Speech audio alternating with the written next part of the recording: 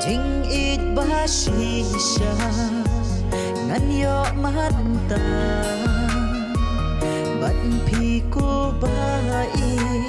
bandon hajan jonga ngala rai bat phi hadu bakut kisi jing it ngan ya sakhi bat phi shirta ko bai jonga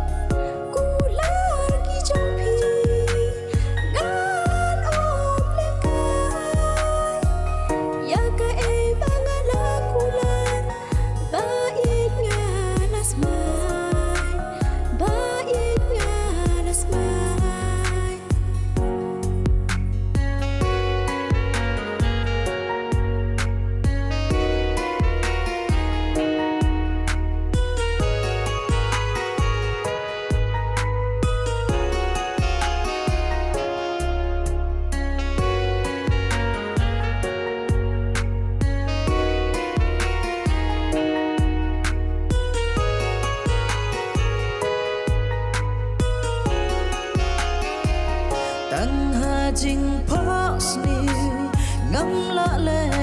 ai ai Tang ha jing mut du men sim ka palai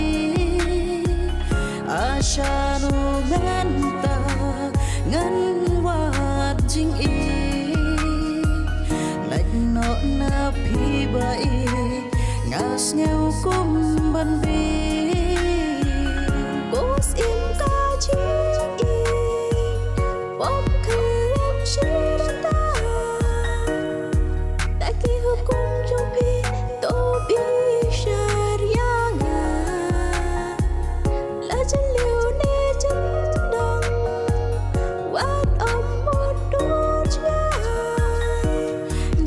Tang happy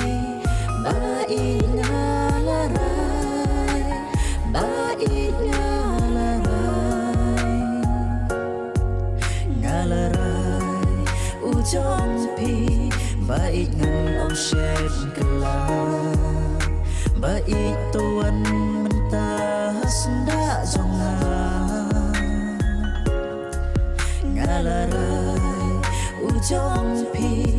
hadu bakun kisni sachi sin aliwan keduk yana barok shirata tang ha jing pos ni ngam la le ai ai tang ha jing budur men sim ka palai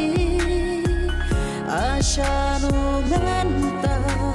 ngan wat jing i lạnh nọ na phi bai ngas nhau kum ban bi